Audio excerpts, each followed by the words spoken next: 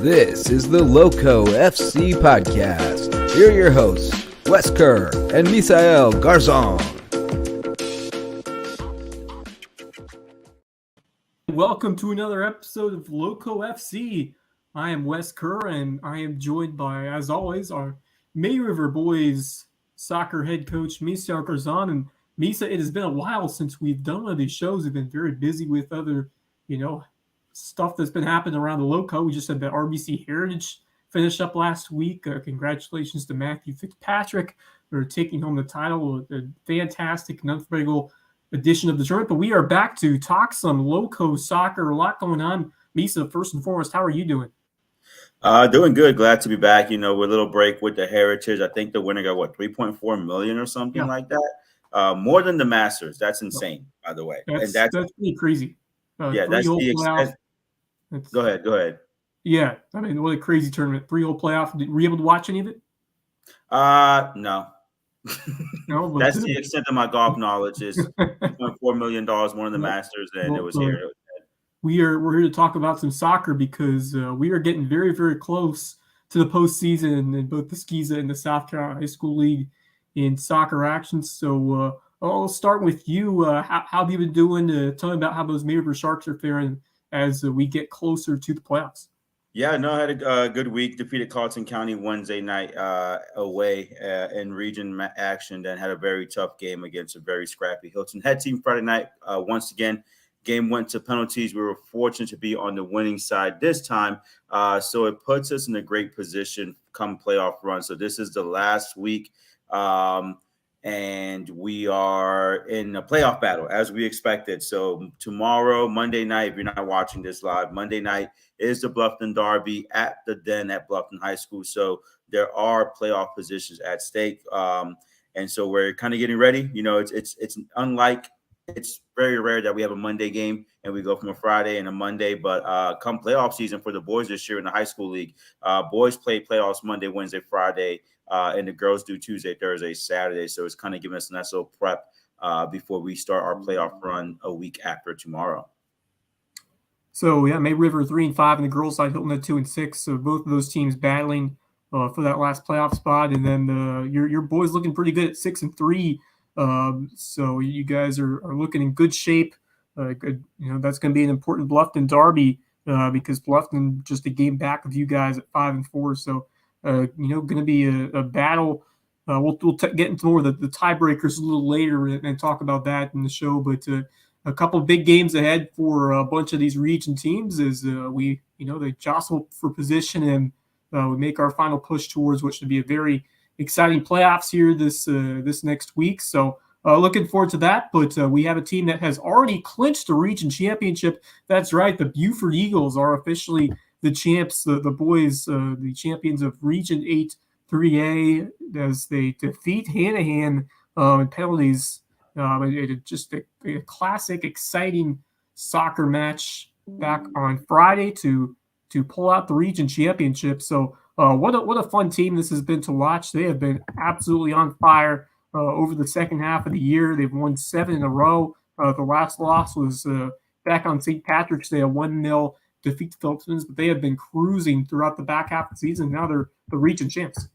Yeah, no, absolutely. And we talked about it during the season, how the region games are set up for that region is they play the same opponent twice in the same week. So you go to one site on Tuesday, and then you go to the next site on Friday. And Hanahan kind of snuck up out of nowhere. They had a very tough preseason, but they split with Phillip Simmons, who was a preseason favorite, preseason number 1 in 3A. Beaufort also split with Phillip Simmons. So it was coming down to this week because Phillip Simmons had a loss to Hanahan. Beaufort and Hanahan came in tied with the same record heading into this final week. Tuesday night, the boys, Eagles won on the road, a big win on the road. So they kind of had the advantage at home. And they went out, and there was a very competitive game. Shout out to Beaufort's own who streamed it. So if you want to watch it, you can go on Beaufort's own webpage and see the stream on their site. Did a great job. I was able to catch some of it this weekend since I had a game Friday. And Hanahan tied the game at the very end, literally about seconds away from the ref blowing the final whistle. Hanahan came in and tied it. Beaufort was playing with a man down. A player had received a red card, so they played with a man down for most of the game. Then to go into overtime, take the lead, go up 2-1, then 2-2. I'm sorry, go up 3-2, and then Hanahan tied it in the second OT. And then they went into a penalty shootout. I can't think of a better script to win the region. That's their first region championship in 13 years for the boys program. The last one was in 2010. So very happy for them. As you guys know, I started my career as a Beaufort Eagle with JV coach and assistant coach with Coach Rollins. So there's always a special place in my heart for that program. So very happy for them. And the way they did it, that's playoff mindset, right? Yeah. Down a man, let it go in the last minute of the game to, that could break a team. And they still went and fought hard in overtime, scored an early goal, again, tied it in the second overtime, and they had to go to penalties. They put out a big, big win to clinch the region. Yeah, perfect in penalties. They won 5-4. Sam Trask, Jack Troutman, Garen Willis, Bryce DePhillips, and Eduardo Loza all scoring on their penalty kicks to come out victorious in the shootout. And, man, what a gutsy win. I mean, to have that adversity going into extra time, get that extra goal, go up on top, and then still, allow one late in the extra period, and then just, find a way to reset, focus, and come out on top in penalties. I mean, that speaks to the resilience of this team. The coaching staff believes in these kids, and they know how to execute in the biggest moments. And, there's something to be said. Football season sets the tone. Winning that state title all the way back in the fall. Jack Troutman, one of those heroes kicker on the football team. So he knows a thing or two about pressure. So delivering, in a big moment, no stranger, those Beaufort Eagles. It's been a heck of an academic athletic year for them.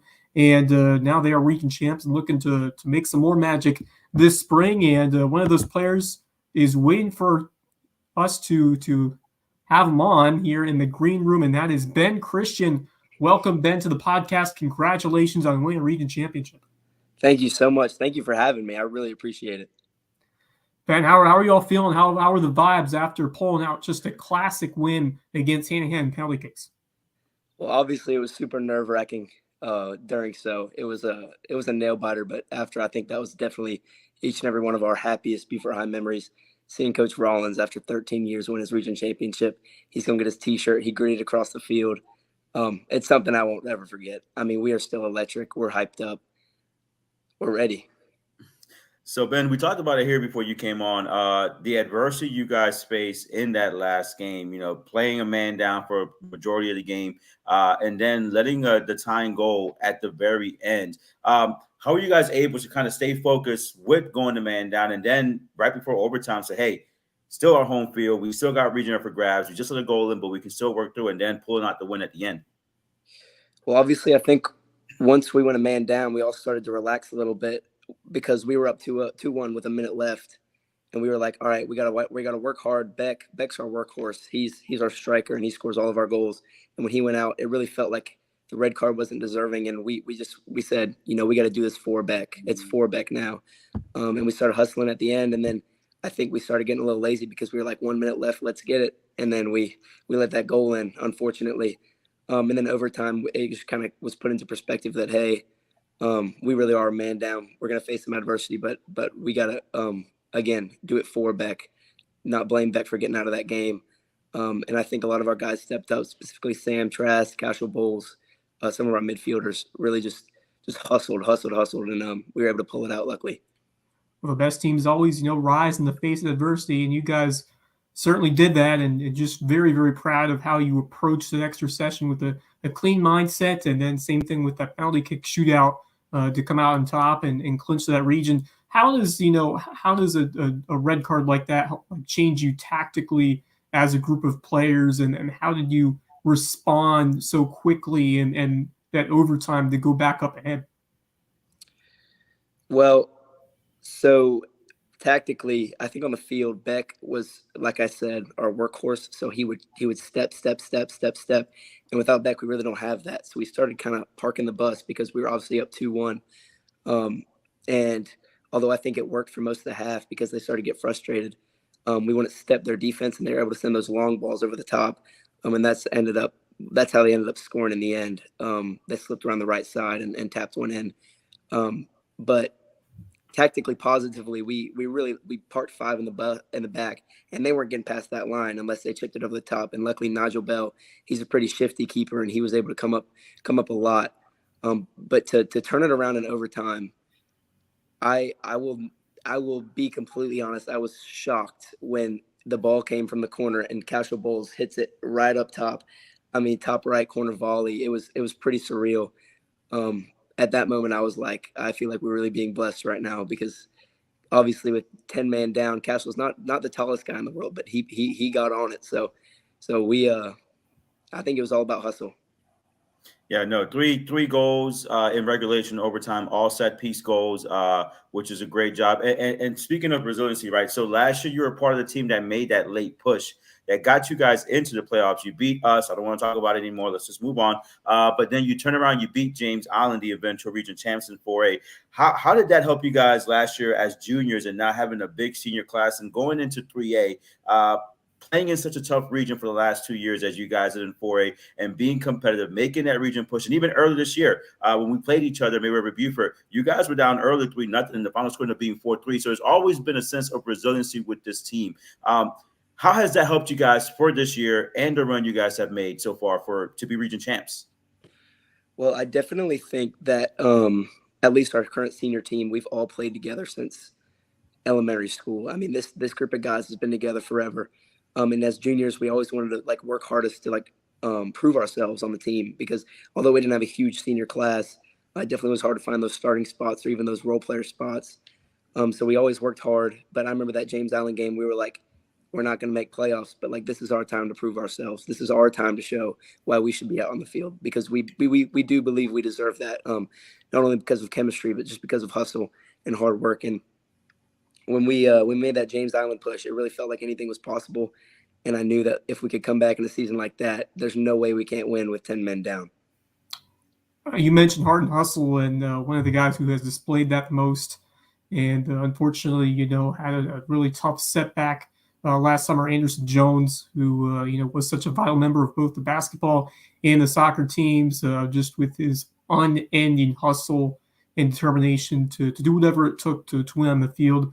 What did you take from his time playing, and what messages did you learn from him, and how have you grown as a player, and how has this team kind of become inspired by what Anderson Jones has done? Well, Anderson Jones, he's personally one of not only mine, but the rest of the soccer team's closest friends. Not only is he an incredible athlete, but he's a great friend. And last year, I'll be the first to say he was the best one on the team. I mean, you've played over the top to Anderson, it's gone. And that was really our rock last year. That was our go-to play. And obviously a lot changed. Unfortunately, we couldn't use that anymore. And we knew that although Anderson wasn't on the field with us, he was still part of the team. Not only physically, but really we fought for him. We played for him. Seeing Anderson, come watch our games and come support, it just means the world of the team. Just an overall solid guy. But changing this year, we realized, we didn't have that automatic wing play. We're going to have to switch it up a little bit. But I really think Beck has stepped up and become that workhorse and that hustler. And Beck and Anderson are best friends, so I'm sure Anderson had something to do with that. Absolutely. Now, Ben, let's focus on you here. You're a team captain, but you also got a lot of academic accolades. So I'm going to brag on you a little bit. I did some research. I got some intel on you. Did my scouting report. You should know that by now. You played me enough times. For those of you who don't know, he is number 8 in his class. It's very, very good. Beaufort High is a very, very good academic school. His GPA is probably higher than the goal average for my team right now. He has a 5.17640 GPA out of a 5. That's just amazing. You're either going to go to Georgetown University, the Hoyas, right? That's Georgetown. Yes, sir. DC, yes, sir. Okay. Or he's going to go right here to UG at the Honors College. You're also student body president. You're DECA president. You're National Honor Society president. And you're the captain of the soccer team. You're the captain of the volleyball team as well. Ben, how are you doing all of this academically? And then you're still going out there on the soccer field and being a leader and driving your boys to a region championship? I think one supports the other. I was really able to develop some leadership skills through those clubs. I remember freshman year, I just took a leap and I was like, I'm going to run for freshman class president. Why not? And then I just kind of developed this like passion for not only like leadership but just being involved. And being involved really got me involved with different business clubs. I think in high school it's really like easy to just like sit back and be like, oh well, that is a thing, but it everything that you do in high school is going to benefit you. And I think that what I've done in those clubs, it's really just helped me not only like in life but on the soccer field, develop leadership skills, connecting with people. But balance, it's definitely hard sometimes. But you get it done. Just get up earlier and go to bed later. That's all I have to say. Some great advice for maybe some of our listeners at the high school age who are, pursuing their own path to playing athletically and succeeding in school and having big dreams to attend a big time college or have success both academically and athletically. And you have been a role model. You have been quite a great example for so many up and coming stars. So we congratulate you on that. Speaking about your career, tell me about when you started playing soccer, how the game has kind of gone for you throughout the years. What are the biggest adjustments that you've made throughout your career? Just tell me more about your soccer journey getting to this point. Well, I used to play obviously recreational and then middle school ball, and I really took a leap one year and I played that GPS club out in Bluffton. I really enjoyed it. Unfortunately, it got shut down. And so I trained here in Beaufort with Emer Hernandez, who is an absolutely phenomenal coach. He is the man. And I played Club Beaufort with him for several years. Completely not only developed my passing skills, but I think he really specialized in that individual work to develop you as like a personal player. But after that, I wanted to take a new leap, and I went and played Tormenta, and I played for the NPL team there. And I know Misa, you coach at Tormenta, I'm sure. And then I really, really enjoyed it. At that point, I was traveling to Atlanta every weekend, and it was a lot for me to balance extracurriculars with Atlanta soccer.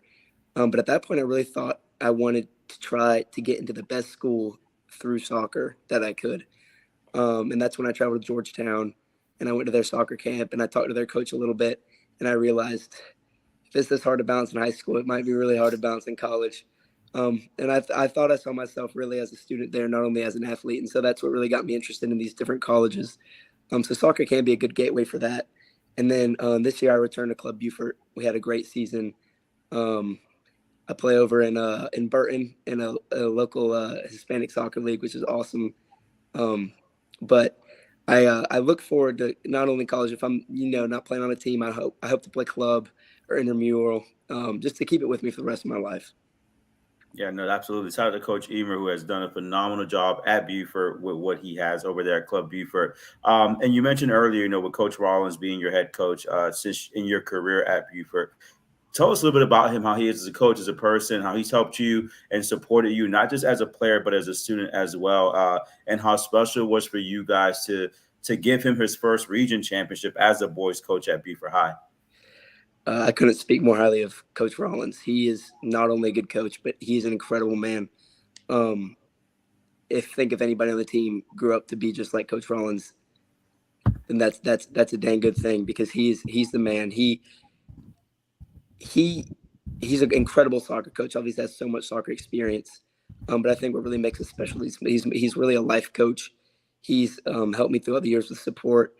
Just personal things too as well. I know a lot of my friends have struggled with, maybe be family issues or personal issues, and he's the first one there for them, and he knows.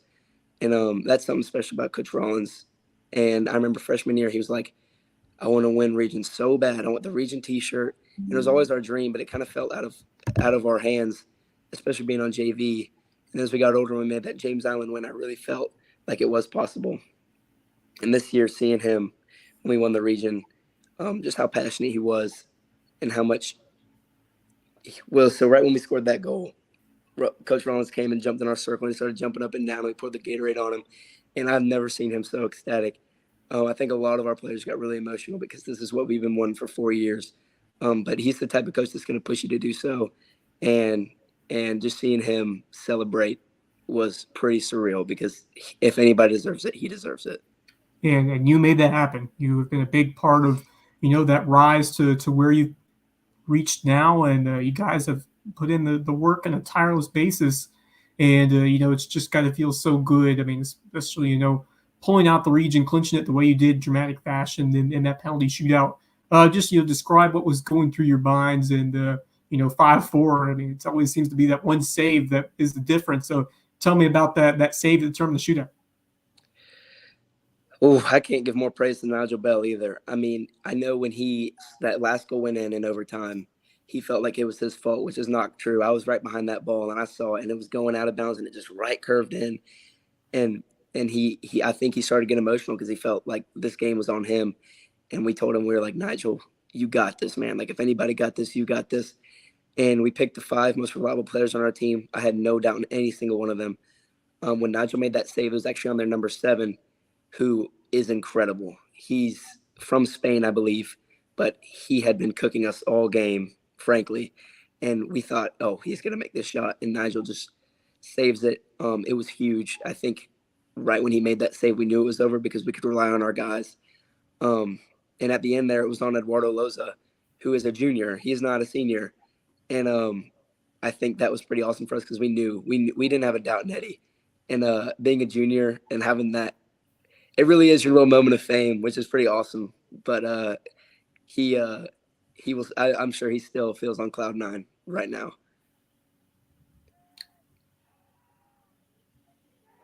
And a goal, and that is the game. And there's the winner right there. Put Beaufort to the top of the region as champions, and just the celebration, the passion, just the sheer joy, pure joy out of all those faces, and on yours too. When you accomplish a goal that you've been working towards from your freshman year, I mean, the emotions, just the excitement from the fans, from you guys, from your coach. What a special moment.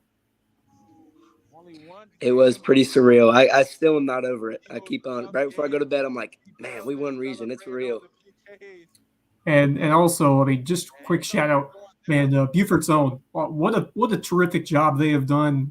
Starting from football season over the basketball, now covering all the spring sports. And I'll tell you how busy it gets. You got baseball, you got softball, you got boys and girls soccer, lacrosse. There's a ton of spring sports, and for him to do just such a great job covering all those and doing the broadcasting, man, they do a tremendous job, and we thank Beaufort's own for. Actually, I got to work with them. I got to be on the color commentary for the state championship football game, and that was a blast. One of the best experiences I've ever had calling a game, and just to be a part of that passion, the emotion. And I'm sure you felt it too as a fan when Beaufort football won that state championship. And there was nothing like it. And one of those moments that I'll remember forever. I'm sure you will too. Most definitely. That was definitely the highlight of my high school career. See, just cheering on. It's one thing to be on the field, but it's also another thing to be rooting for your best friends out there. Seeing them accomplish a goal that they've been working towards and being kind of part of that was pretty awesome. Absolutely. Now, Ben, before we let you go again, Ben Christian, senior captain for your Region 8-3A. I got one more question before you go forward to the last thing. Talk about this girls team. Quinn Wilson has been the star in that, going to Georgia Southern, but have you been able to see any of the girls' games this year? I have. I think Quinn is absolutely incredible. She would always come out and play with us in practice, and not only is she good in the goal, she is good with her feet. She can outplay every single one of us. I think she is a really, really special talent. I think she has a bright future.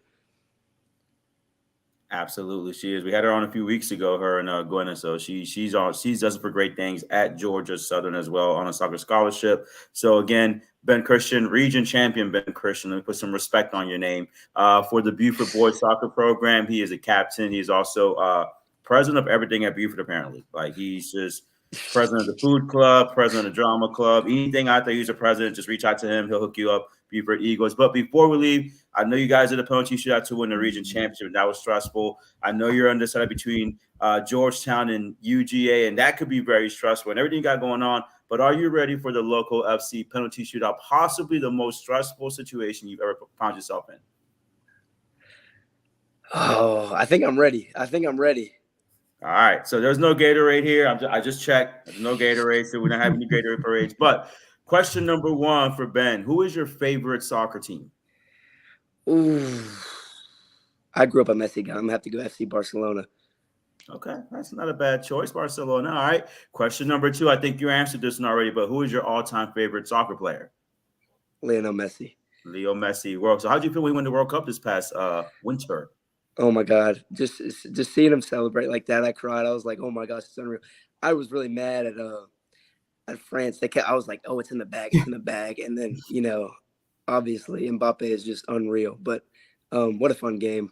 What a way to cement a legacy. That was the best. I think the best game I've ever seen. Best soccer match I've ever seen in my life. Yes, I think for me it's the best game period of any sport that I've ever witnessed in my life. Definitely. It was insane. And I'm glad I'm not Argentinian or French because that would have been painful to watch that. All right, question number three. What is your best soccer playing memory? If it was last week, it would have been that win against James Island. But I really think seeing Coach Rollins jump up and down after being victorious, I think that's my favorite soccer memory. By the way, side note, can anybody send me that film? Like, I need that for personal purposes of Rollins celebrating. I don't think I ever seen him celebrating anything. I've known that man for years. He is my mentor. I'm trying to think of the last time I saw him jumping up and down for anything, and I can't recall. So anybody who has video, I will get you a shout out on Lowco FC podcast, all your Instagram handles, if you can get that to me. Question number four. What is your funniest or most embarrassing soccer playing memory? It actually happened in hand-to-hand. I had to get Jack Troutman, who is our center back. He's also plays on the football team as the kicker. He fired quite a hard ball at a place that you don't want to get hit. I had to get taken off for a while because I had to recover a little bit. You both, it was bad. It hurt a lot. But it was more embarrassing because nobody wants to get hit there, and everybody was watching me writhe on the ground. So it happens. I think I can find that video. I'm gonna have it up for Lowco FC, and I think I know how to find it. Just trust my abilities. All right. Last question on the penalty shootout, Ben. Then we'll let you go on this. What is your favorite movie of all time? Favorite movie of all time? I think I'm gonna go Shawshank Redemption. I think that's my favorite movie. Okay, that's I'm a big. That's my favorite movie. I think it's so good. I think it's perfect. Okay, so how many of your teammates have actually watched any kind of minutes from Shawshank Redemption, do you think? Very few. Very few.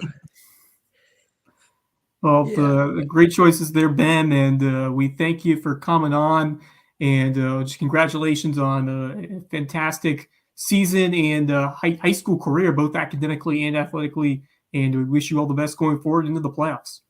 Well, thank you. I really appreciate you guys having me on. I really, really appreciate it. Thank you. Thanks, man. Good luck in the playoffs. I know you guys have one more week of non-region games to get ready, but good luck in the playoffs. We'll be chatting later on about playoff positions and all that. But good luck to you guys, and congrats again, Ben. All right. Thank you so much. We'll take a quick break, and we'll be right back with more here on Lowco FC.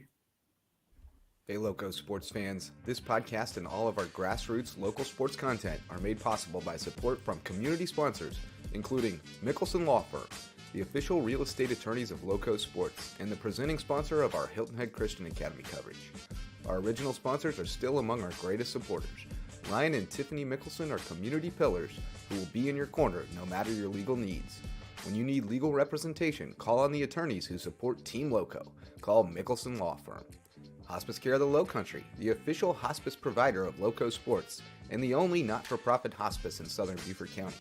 For more than 30 years, the committed, compassionate staff at Hospice Care of the Lowcountry have been there to ensure your loved ones find comfort, honor, and dignity at the end of life. Because at Hospice Care of the Lowcountry, it's not about dying, it's about living. Homegrown Home Inspections, the official home inspectors of Lowco Sports. Jan Lucas and his team provide thorough, detailed home inspections aimed to ensure everyone goes into the transaction with open eyes and confidence. Jan would rather reveal an inconvenient truth than look the other way and provide reassurances that could come back to burn the buyer in the long run. If you're looking to buy or sell a home and need an honest, reliable inspector, call on Homegrown Home Inspections, official sponsors of Lowco Sports. DDS Web Design, official SEO experts of Lowco Sports. If your business or organization has a website and you're trying to figure out what SEO is, you need to call on Denise and Dave Sinkovich at DDS Web Design. They'll provide a free consultation and do all the behind-the-scenes work to boost your search engine optimization and get your website found online so you can take your business to the next level. DDS Web Design, official SEO experts of Lowco Sports. American Wood Reface, sustaining sponsors of Lowco Sports. Does your kitchen need a facelift? Before you start picking out new cabinets, give Ben and the team at American Wood Reface a shot. They can reface your existing cabinets to overhaul your aesthetic without the hefty price tag and reimagine your kitchen at a price point you can manage. Be sure to tell them Lowco sent you, because every referral helps support Lowco Sports. 4M Metals, sustaining sponsor of Lowco Sports. Got metal? Your roof might need it. Metal roofing advantages include better energy efficiency, weather protection, longevity, a more aesthetically pleasing design, and the product is all green. So if you've been thinking about a new roof, go metal. Let 4M Metals be the difference in your roof. Jay's Barbershop. It's the talk of the town and the place to be in Ridgeland.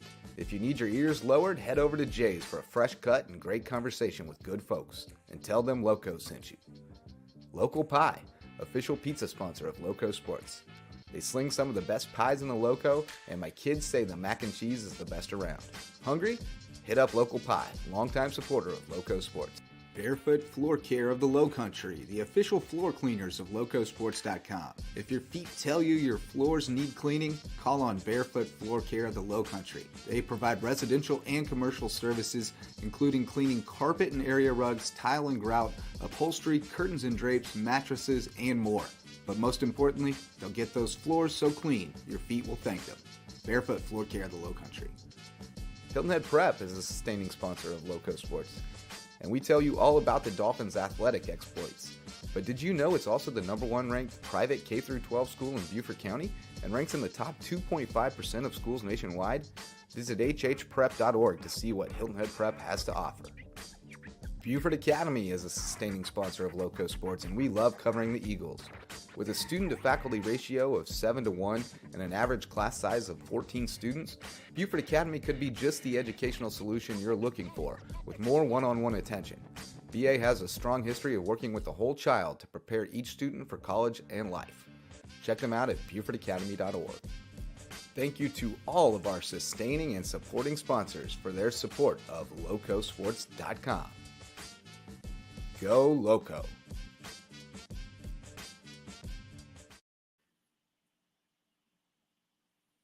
See, as we got another video clip of the celebration after the big moment. Coach Rollins jumping for joy along with his teammates. I mean, and the Gatorade bath, all in all, an unforgettable experience, and great to talk with Christian, and what a great interview he was, and just to see his passion of what Ben did to get this team to where it is now, and the hard work that took his entire high school career. Yeah, it's all worth it in the end. Absolutely. Great kid, has a bright future. And president of everything, top 10 in his class, has his future set out for him, but also a great leader. And awesome to see Coach Rollins there jumping. He's probably stayed in bed the whole weekend, to be honest with you. I mean, I can't imagine he can jump that much and not feel it the morning after, but very happy for him. Very happy for the program as well. For 13 years not having a region championship and able to do so, and the way they did it.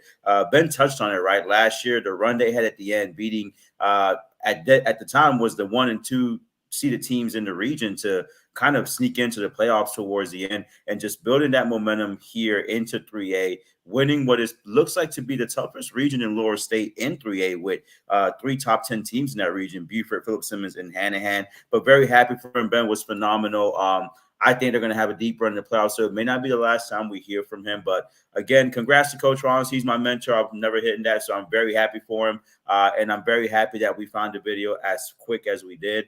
Never underestimate the power of Lowco FC's investigative group. We can find everything, guys, so be careful out there. Yeah, and our thanks to power of social media. We get to have these clips and get to have the interaction from some of these people commenting and watching on Facebook, which is also really cool. So great to see that. But let's jump into we are getting close to the playoffs, so let's run through real quick everything that's happening here.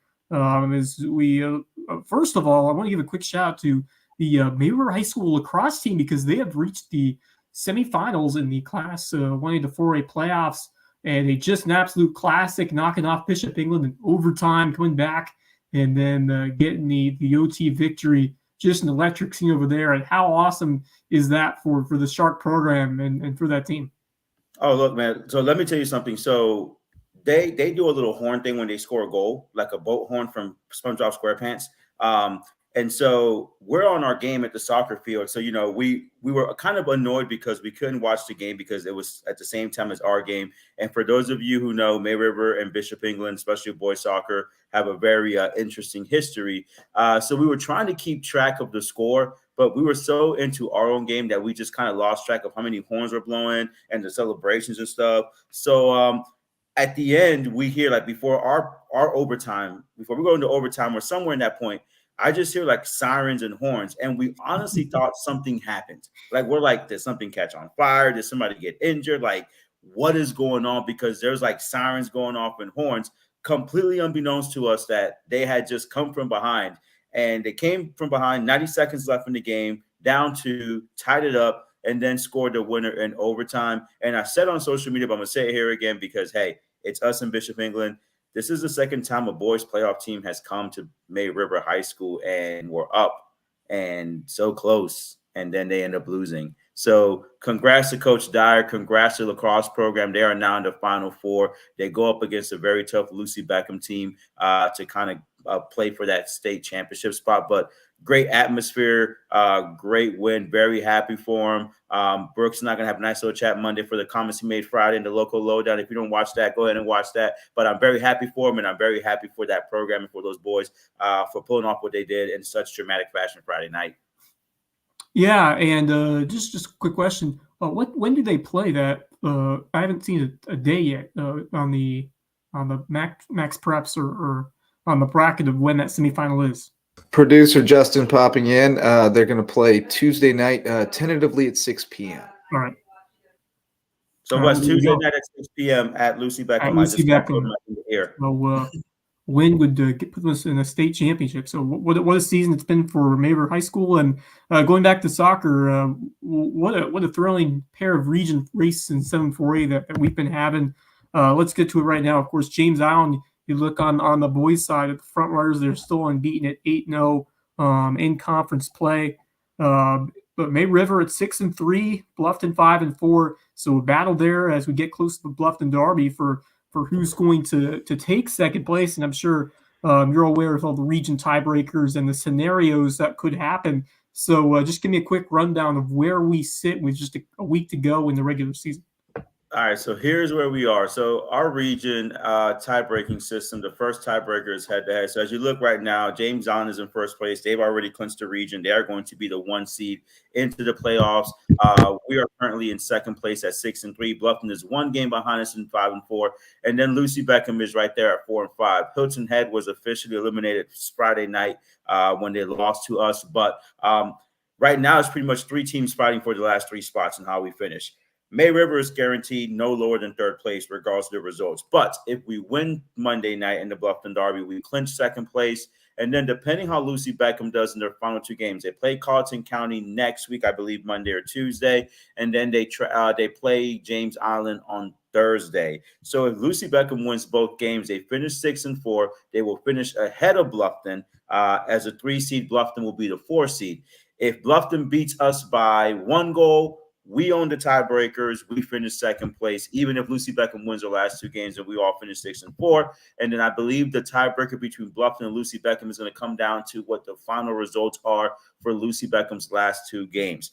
If Bluffton beats us by more than 2 goals, then they jump us because one of the tiebreaker is head-to-head. Then there's a point system. The point system will be tied. And then it goes to head-to-head goal differential. Obviously, we beat them 2-1 the first time in overtime. Them beating us by 2 goals gives them the goal differential advantage, which puts them over us. We own the tiebreaker with Lucy Beckham because we swept them for the regular season. So that would give Bluffton the 2 seed, us the 3 seed, and then Lucy Beckham the 4 seed. So there is still a lot at stake here to play for. As the 2 seed, if you look at the playoff brackets for 4A boys and girls, the 2 seed gets a first round bye, and that is so huge for the playoffs because the way the playoff schedule is in the South Carolina High School League, it is so crazy. You play Monday if you're the boys, you rest on Tuesday, you play Wednesday.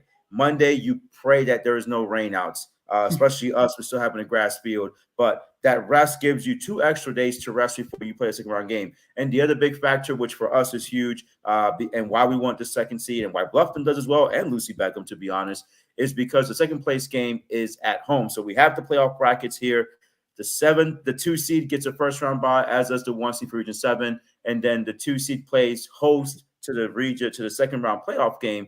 The 3 seed would travel to either Region 6 3 seed, which is going to be North Myrtle Beach. They've already clinched the 3rd place in their division. And then the 4 seed would travel to either Lugoff or Ridgeview. They still have games to play in that region. And so it's going to be that. It's a lot to play for this week, especially Monday night between Bluffton and May River, the Bluffton Derby. That's already an intense rivalry just because it's a derby, the most fun, the best derby in the area, in my opinion, but I'm biased. But now we're adding stakes to it where a region finishes happen. Now, you look at here, it's also the same exact thing for the girls. It's the same exact scenario, same exact layout. Bluffton has already clinched a 3 seed on the girls' side, so they are going to travel to, I believe, to Hartsville, who has already clinched their 3 seed in Region 6. So they travel to Hartsville for a first-round playoff game. And then if Bluffton wins that, then second round, they travel. They're pretty much on the road. Now, keep in mind, for those of you who may not remember, last year, 3 of the 4 lower state semifinal teams were from Region 7 4A, and the lower state finals were between 2 Region 7 4A teams. Hilton Head beat May River girls in penalties Friday night, so now they are both tied at 3 and 6 in the region.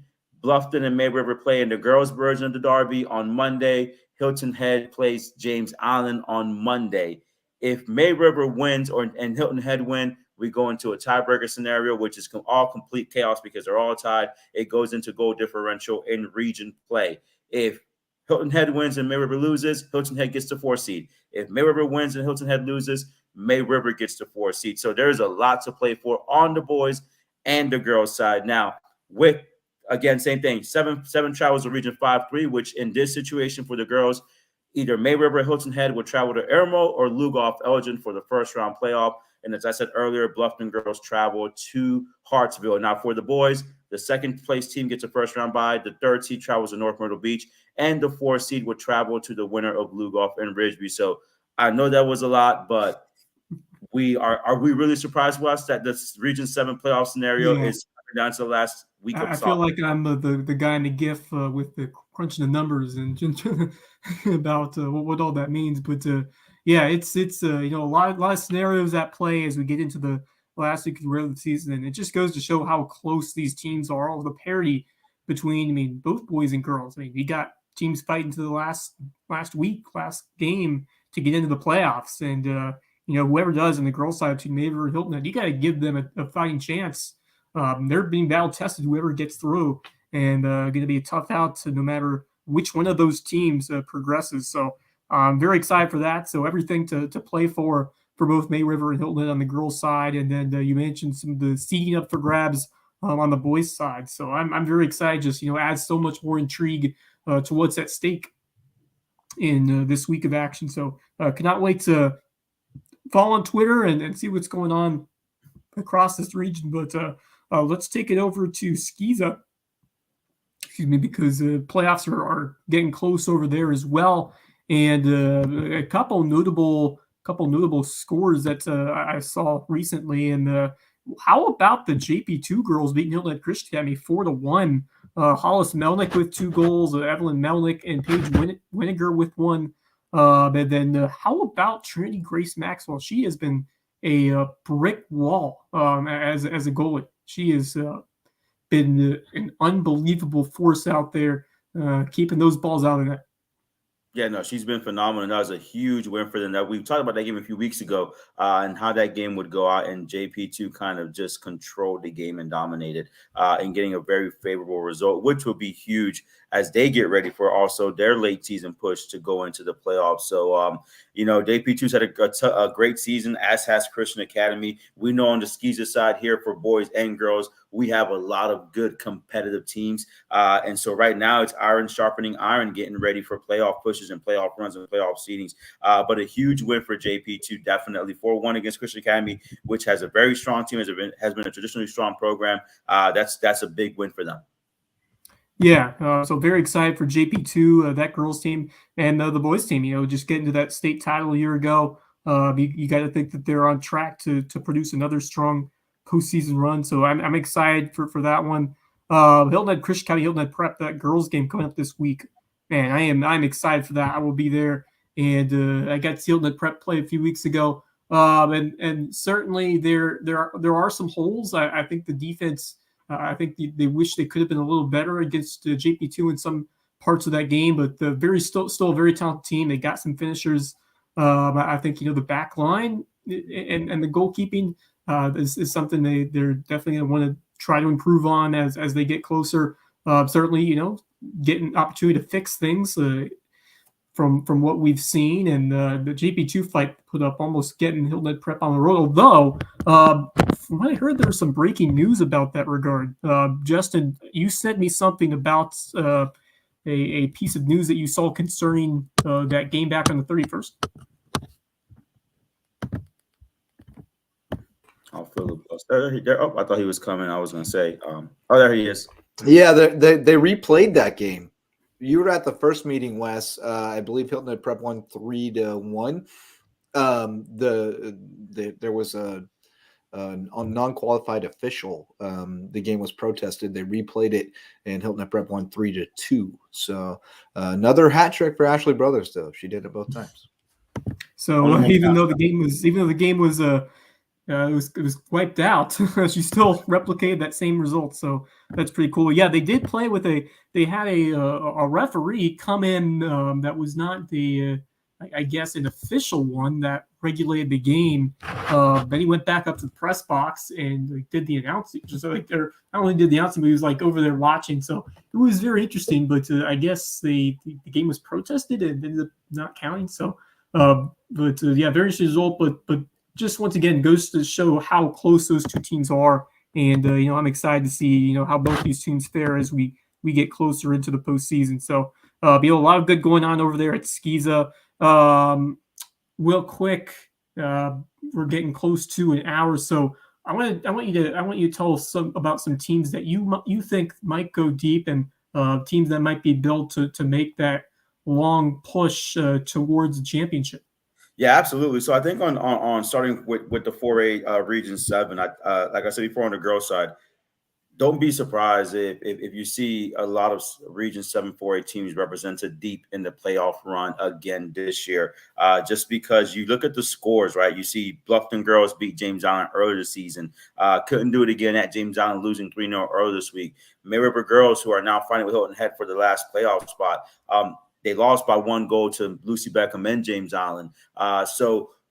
These it's going to be very difficult, and I believe because the region is so tough, that they are going to be well prepared mentally and physically for the playoff run. Travel is going to be a factor, as it always is. That's why it's so important that you get that 1 and 2 seed for the girls. Obviously, Lucy Beckham, James Island are going to duke it out themselves. But we've seen where the Road Warriors last year, Hilton Head was the 4 seed, and they won all their road games and were right there in the lower state championship. So don't be surprised with that. On the boys' side, the same thing could happen as well. It's been a very competitive region as well. So again, I wouldn't be surprised as well if you see some deep runs from the Region 7-4A teams as well for lower state. So be on the lookout for that. And then for other classifications in 3A, I think the Beaufort boys are poised to make a deep run. They have home playoff games up until the lower state, I believe, semifinals or finals, and they have shown that they are very strong. Again, they swept Hanahan, who was a top 10 program in 3A. They split the series with Philip Simmons, who is still a top 3 ranked team right now in 3A. So they show that they can hang with the big boys. in the boys' side. So be on the lookout for them. They are going to host Swansea in the first round a week from Monday. And they're going to have the home playoff. As you see the bracket right there, you see if you look for Region 8-1, that is your Beaufort boys in region for the playoffs. They are in the lower half of the bracket. So they host the first round game, they'll host the second round game, and they could potentially host the third round game, but I'll confirm that. I know first 2 rounds, they're definitely home. So Beaufort can make a deep run as well. And on the girls' side, as long as Quinn Wilson's in goal, anything's possible with the Beaufort girls. They finished second in region. They clinched second in region. So they have a first round game as well. They will host whoever wins the tiebreaker between Brooklyn, Casey, and Swansea in the first round as well. So look for them. And then, just around the 3A teams, Battery Creek girls travel to Dreer. They finished fourth in their region for the first round. Battery Creek boys finished fourth in their region. They will also play Dreer in the first round. Very tough matchups. But then let's look at Class 2A. Richmond Hardyville is 6-1 right now. They won their region. They are top 10 program. And look for them to make a deep run. Now, let me put a big thing here with deep run in 2A. As we've said before, 2A is loaded when it comes to the teams represented. You have Academic Magnet on the boys and girls side, which are very strong state championship worthy teams. You have Bishop England on the boys and girls side, and you have Oceanside on the boys and girls side. You have Great Collegiate on the boys and girls sides. We're not going to get into the dynamics of those type of schools and what they can and cannot do, but it's a very, very, very tough playoff run. And the difference between 2A and 1A, because I also think Bridges in 1A could also make a deep playoff run. Now, for the girls, there is no 1A girls playoffs. It's 2A and 1A are played together. But Bridges, I think, in 1A can make a deep run. They've had a phenomenal season. They've beaten some great teams. So look out for them. But in 2A and 1A, they don't do region standings. They don't do region finishes. All they do is go into seeding trips, seeding committee in like the Final Four, like the OCA championships. And they pick teams and they seed them based on strength of schedule, based on wins and whatnot. I said it a few weeks ago. I think Region's going to be hurt seeding wise because of their schedule. They've only played region teams, and I think they had 1 or 2 non-region games. Bridges Prep should do well because they did have some pretty good competition. So I think those are the teams that are going to make some deep playoff runs in the high school league landscape. We're not going to talk Skeezer yet because they're not in playoffs yet. They still have 2 more weeks to go. But I think Bridges on the boys' side, Beaufort on the boys' side. I wouldn't be surprised if either Bluffton or River on the boys' side as well make a deep run. And then on the girls' side, Beaufort girls, Quinn Wilson and goal, there's always a chance. And then Bluffton and even Hilton Head or River who wins. Look for those teams to make some deep runs. Yep, and when you think about teams that could pull off something special in these weeks to come, I think you have to have a strong back line and you have to have a terrific goalkeeper. I mean, that's what it comes down to. If you can write a hot goalkeeper, we got the hockey playoffs going on in the National Hockey League.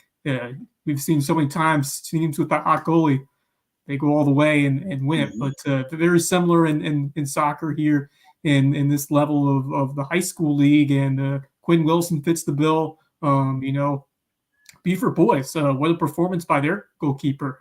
He fits the bill as well. So I mean that's a big factor. And then you got to have a couple of strong attackers, and you have to have leadership. You got to have someone who kind of elevates the rest of the group. Have that captain become the difference maker. So I look at a couple different things, but I think Beaufort girls certainly fit the bill. I think just the battle tested, the talent that we see 7-4A girls. I think any one of those teams can get hot down the stretch and make a championship run. So I'm very excited to see which one of those teams, finds that spark in the biggest moments. And then Ridgeland, I mean, that's a group that's has they're flying under the radar, but they're a team with nothing to lose. I mean, they're kind of playing with house money. I mean, a team that not a lot of people expect them to be at this point. So, and they play hard. They're a scrappy team, and it's really cool to see a team that had to take a year off not too long ago from sports because of COVID, now is excelling in several different athletic events. So, yeah, congrats to Ridgeland on a great season, and really look to see what they do. And then Bluffton certainly, it's a team that got, they had a strong start last year, kind of fade down the stretch. But I think, with Gwyneth Townsend in that group, I think once again it comes to the back line, it comes down to the goalkeeping. But that's a very, very strong group of girls who are motivated and ready to make this year different. So really excited for them as well. So before we say goodbye, let's real quick go through our 3 stars. I will. You can start us off. Who are your 3? Your attacker, your defender, and your goalkeeper. So I'll start with my attacker. I did not this week, guys. I'm going to pick teams just because we're into the end of the season. So I want to give some teams some shout outs. And my attacking team is going to be the Risen Hardyville boys. They had 1 game this week. They beat Well Branch 12-3 as our final tune-up before they go to playoffs. As we just spoke about it, they've had a phenomenal season. They had a great season last year as well. So they've carried that over, and they've had some really good results. And again, region champions, getting ready for playoffs. So 12 goals in the game. That's very good accolades for them, and it just speaks on what the season they've had. For my defense, it's going to sound odd who I'm going to, but I'm going to give it to the Hilton Head Island High School boys defense. Here's why. This week, they lost both games, 1-0 to Lucy Beckham, 1-1 to us, and they lost in penalty shootout. But the defense has been phenomenal. Their goalkeeper had 2 out of this world saves against us Friday night, and they played very well against Lucy Beckham as well. They've had a good season. Record-wise, they're very young. They're a very young team. Coach Tavares, who's taken over recently, he's doing a great job with them. But if you look at the results, there haven't really been any games that have been massive blowouts. They've been very competitive, and that'll help in the future as they continue to grow. So that is my defensive star of the week. And then for goalkeeper, I got to give it to Quinn Wilson. It was senior week this week. 2 clean sheets in this season, this week against Hanahan, 4-0 and 5-0 respectively at home and on the road. Great way to end the region and clinch the 2nd seed in the region and get ready for playoffs. So Quinn Wilson, as we know, Georgia Southern commit, 2 clean sheets. So she is my goalkeeper of the week, although very well earned for the John Paul II goalkeeper as well, because she has been phenomenal. Even in the that's going to be my pick. Oh, there you go. Transition to you. Segue. Boom. And they're just for my girls goalkeeper, because Trinity Grace Maxwell is my selection. Just a stellar performance against a very, very good Hilton Head Christian Academy team. 9 saves in goal, and she just continues to make quality stops. And that's the difference sometimes. As I said, if you can have that goalkeeper that makes a couple extra saves and keeps your team in the game like that, and that's what it takes. So Maxwell has been sensational this year, so that's my goalkeeper selection. Then for my defense, Beaufort girls. We talked about all those shutouts that Quinn Wilson has gotten, but you can't do it without those girls in front of you, and that defense has been, putting in the work to make it easier and limit those high-quality shots on Quinn Wilson. So defense certainly deserving some love. And then how about let's go to that region championship Beaufort team and pick Sam Trask, who came up big in that clincher against Hanahan. Scored a big goal in that game, and then also converted in the penalty shootout. So what a fantastic clutch game for him. And really you can rattle off a couple names in that Beaufort team, because they were that was a fantastic full-on team performance, team win. Absolutely. And I think they're not going to get focused and ready again. Two non-region matchups this week to get ready for playoff. I think they played Bluffton on Friday, if I'm not mistaken, or later this week. So it's definitely going to be a great end of the season. But yeah, definitely, great picks. Trinity Grace Maxwell had 15 saves in the loss against Prep as well. That's just quality goalkeeping as well. So, can't go wrong with her in goal. So, yep. Well, I cannot wait. It's going to be a heck of a week as we, sort out the playoff races in the South Carolina High School League 7-4A, boys and girls, because we are just a couple days away from the playoffs, and it's going to be a ton of fun to see which teams stack up above the rest. You get great on great matchups every night in the playoffs, and in both these high school league 4A, 3A, there's so much parity, and there's several different teams that can find a way to, all it takes, it's that one mistake or that one moment of brilliance. Sometimes it separates the good from the great, the champs from those that come up short. So can't wait to do it next week and talk about playoffs and about this Lowco soccer season. So thank you guys for joining us here on Lowco FC. We'll be back next Sunday to recap all the action. If you're at a game or you're at a contest, bring your phone, turn it sideways, and get some video for us to put on WHHI last night in the Lowco, and help do your parts, help us support grassroots local athletics. So thank you guys again for joining us on this episode of Lowco FC. Until next time, from Misael Garzon and myself, go Lowco. The Lowco FC podcast is a production of Lowco Media LLC and LowcoSports.com, providing grassroots local sports journalism in the South Carolina Lowcountry.